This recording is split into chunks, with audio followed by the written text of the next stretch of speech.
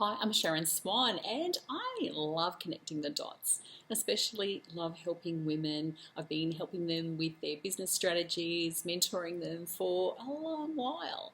During my time in the direct sales industry, I spotted a gap that where there was people who were having, ease of success and others who were not, yet they were using the same products, same marketing materials, same compensation plan, literature, and so on.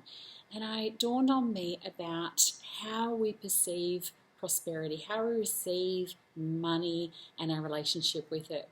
So, for the last few years, I've been working with some tools that have really helped women to identify the gaps and align back to their soul around their relationship with money. It's helped women have an extraordinary increase in their turnover, their profits, realize certain aspects of their life that they wanted, that they'd been waiting for. Maybe it was to get into a home, maybe it was to have a holiday with a family that they'd been longing for some time, maybe it was just to reconnect in some relationships, which are again all part of that vitality. So in the last few months, I've been taking some time to reflect on where we are in this era, in this season in our world. And I've been leaning into my faith and exploring what my relationship with God is around His assignment for me now.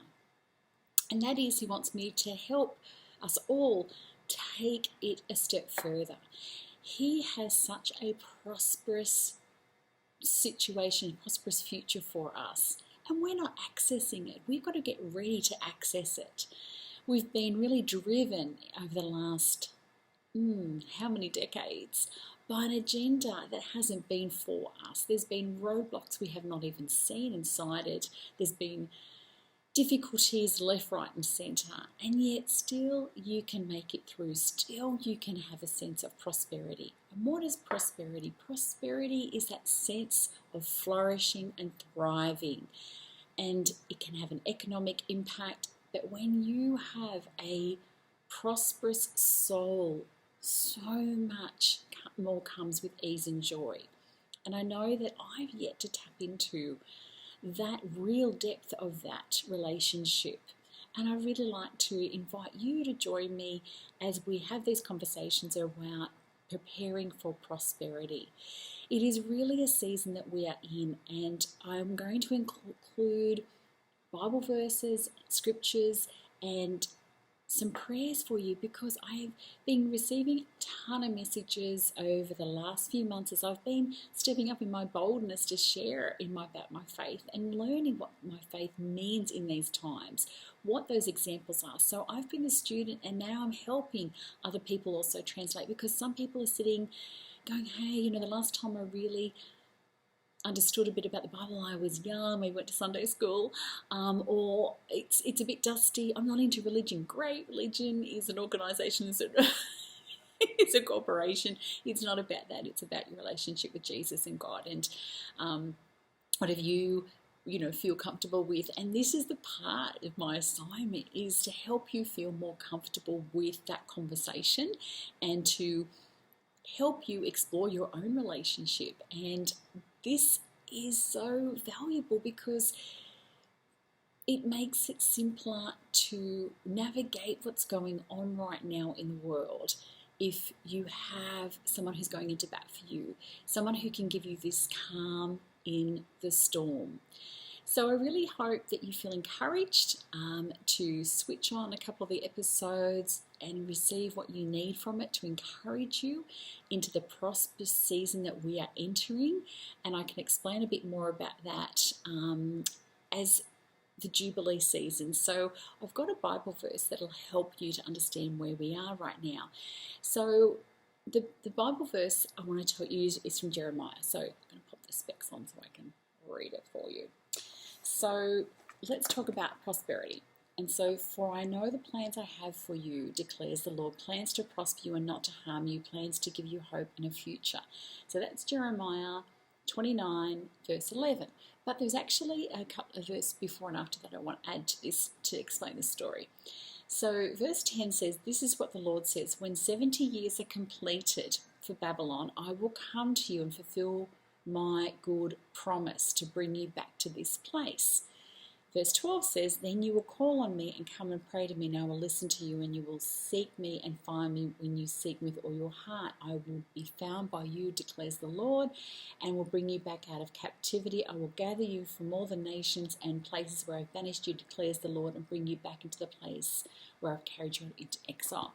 So 70 years is actually 7,000 years in his term. And we are right at that time now. Babylon is all of the corruption, evil, wicked structure, the old structure that we currently are seeing. We've had the veil pulled back and the reveal is very obvious what is happening. And this is what we've been in, to witness it firsthand ourselves. Otherwise, we seem to just be so skeptical when someone else tells us these things. We want to witness it ourselves. So we got our wish and we needed to see it.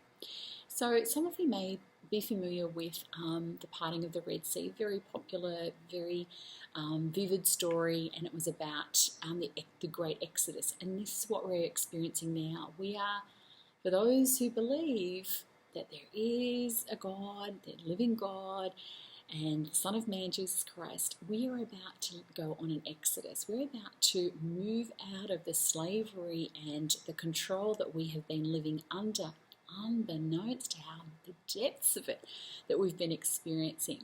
We're about to move into the promised land.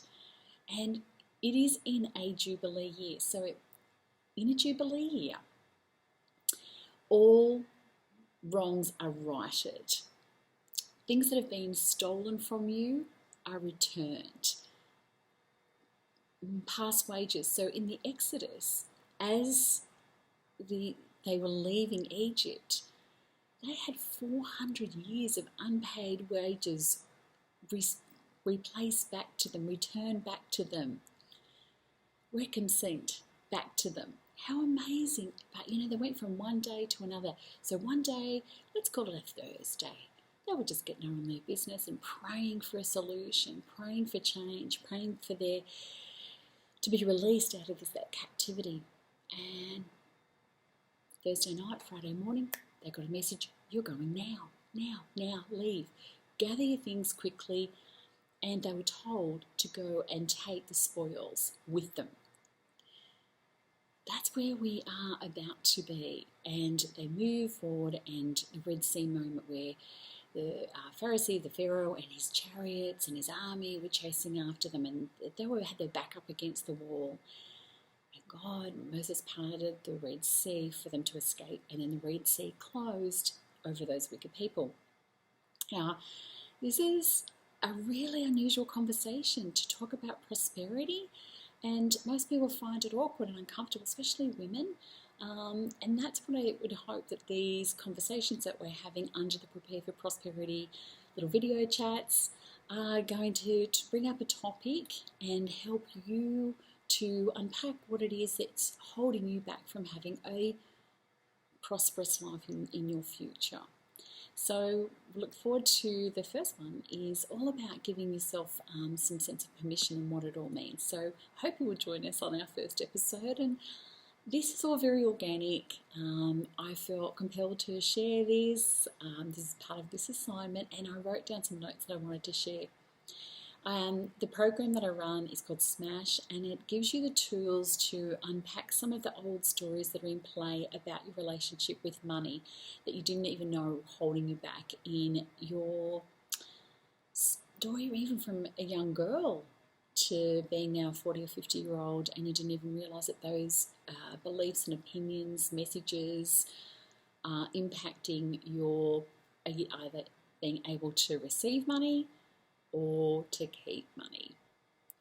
So it's an amazing sequence of activities that we do, and I've got lots of recordings there to help you, and we have some live events as well. So that's definitely one to go onto my website, sharonswan.com /smash, and have a look to see if that's a program that you would like to dive into to explore more details around what you really want to connect with from your soul about money and where we've made money wrong, It's not the money, it's about our intentions and our heart and our soul. Whatever is there, well, that's what will come forth with the money we have, whether it's $10 or $10 million. The same energy will be there. And I want to teach you how to embrace more of that through that program.